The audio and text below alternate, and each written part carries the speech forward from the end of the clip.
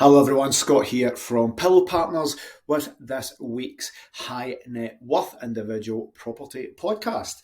I'm back in my home city of Glasgow here for this one, and this caught my eye for a few reasons. One, this is a development opportunity with 96 units, so definitely fits into the theme of the podcast.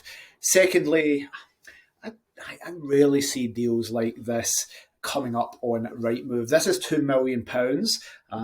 We're going to be spending that again to get this up and running. Again, I'm not a property developer, so excuse the numbers here, but we're going to need to spend a massive amount of money. There's no internal photos, so let's assume, looking at those windows there, this is just totally abandoned and really bad inside. So a massive amount of money on top of the purchase price, but we do get 96 apartments. So why did this catch my eye? Various reasons. Number one, I don't really see deals like this on Rightmove. These deals don't come up that often for a project of that scale. Well, they do, but they don't come across my eyes on Rightmove. Big commercial developers sold to bigger companies. So seeing this on Rightmove, I don't know if it's because it's went through the process of the normal route of just being sold off market to developers or whatever, but Rightmove isn't somewhere we would always see these deals, so it caught my eye. Number two, 96 apartments. That makes it worthwhile clustering them in one place. And the next thing is Glasgow, as I record this, as is the whole of Scotland, putting in the regulations and all the licensing around this. A block of 96 apartments probably fits in with the planning. Individual units, if I tried to get a license for individual units there, I just wouldn't get it. So Glasgow City Council, very clear that they're not really keen on giving permission to develop individuals, but there's already precedent set. There's lots of other big serviced apartment companies with blocks similar to that. So 96 would make it one of the biggest. We could brand that up. It would be amazing. One area, Glasgow City Centre, West Regent Street, walking distance to everything. So all in all, that would be a thing to look at. Now, I'm not a property developer, so I don't know the numbers in developing this, but one thing it said here, the estimated yield, 2.4 million per annum. So if I quickly do that, 2.4 million divided by the 96 units, it's going to come out 20 odd grand. By 96 units, 25 grand a pop. So all I've done is estimated that each one of those units are going to make 25 grand a pop, meaning that they're going to be bigger two beds. Is it realistic to get 25 grand a year for a city centre unit in income? Yes. 2 grand a month, definitely. So it can be done. Whether we can market all the 96 and get full occupancy, another thing. Emma, our property manager, would love these. She's seen ones with maybe 15. So we do have many versions of this coming on. Again, lovely features on the inside. So hopefully when we look up here at the top, we can get some right nice penthouses. We get some original features, and that will look well in the marketing. We're already dealing with people who are developing this, not on a 96 unit scale yet. By the way, if you end up buying this, we would love to manage them. Emma would have corporate guests waiting for a lot of these apartments. So we've got big developers doing this in Glasgow, but not to this scale. So 96 units, cluster them, communal facilities. This will work really, really well. And we say, well, is there a demand for 96 serviced apartments coming on the market at the same time?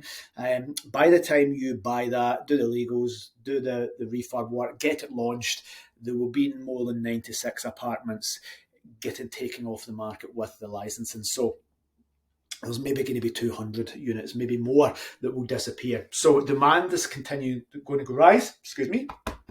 Demand will stay the exact same, if not go up. The stock in Glasgow City Centre and all places in Scotland, city centre-wise, will go down. So for me, that would get planning. Somebody must have already looked at that. Not a lot of information there. 6 floors, planning permission, 96 studio and one beds. We maybe want to change that a little bit. We don't want loads of one beds. We definitely want two beds. So this is the thing we want to look at on this podcast. Is that a good unit? The things we would evaluate: do we really need 96 units in one bed lets? If we were developing 6 floors of this unit, would we make them all one beds? For me, no. You'd want a mix. So you would have different things. Again, had I to inherit this, or had one of our units, one of our owners to say, Scott, I've just bought this, what should I do with it? You definitely don't want 96 one-bed units unless you're trying to go for student units in that area. Probably not. You probably want to go for just the general short-term market. Lots of things you could do. First floor, one bed, second floor, contractors. Top floor with a lift is the exclusive executive floor. So you would probably make them different to serve different markets. One beds, two beds, rooms even. You could get HMOs in there if you wanted to cut out a floor there. I think somebody's just tried to squeeze as many units in there as possible. So for me, I would want to change the planning there. So maybe we could buy that for £2 million. Maybe we could change it. We definitely need to get planning consultants in to make sure that the local authority would be happy with any changes. Now, I haven't seen the floor plans. I haven't seen a lot about this at all. There's not a lot of information. There's one picture. So maybe 96 units is the best use of space. But again, I would want to make those. Would a studio apartment be making 25 grand a year? It might, but you would have more chance with more profit making them two beds and bigger. So I like that one. Great location for this. One block of 96 just fits in well with our plan. What we would do with larger developers, get them all clustered, communal areas, systemize it, brand it, make an individual brand on its own, and we're going to be taking whatever the gross development value of that is, keeping it for 3 years, getting amazing books, turning it from a bricks and mortar price into a commercial business. You could maybe refinance it with commercial money. Lots of things we can do here. Get that occupancy up. But we will be struggling for hundreds of units to get a license in Glasgow. So it means it's not, the timing is right to launch 96 units as I record this, February 2023. Units will be coming off over the next few years as the licensing kicks in. People will drop out of the market just because they don't want to be in a regulated market anymore. People will be forced out of the market because they won't get their licensing, and general ownership of one property may not be as profitable as it used to be.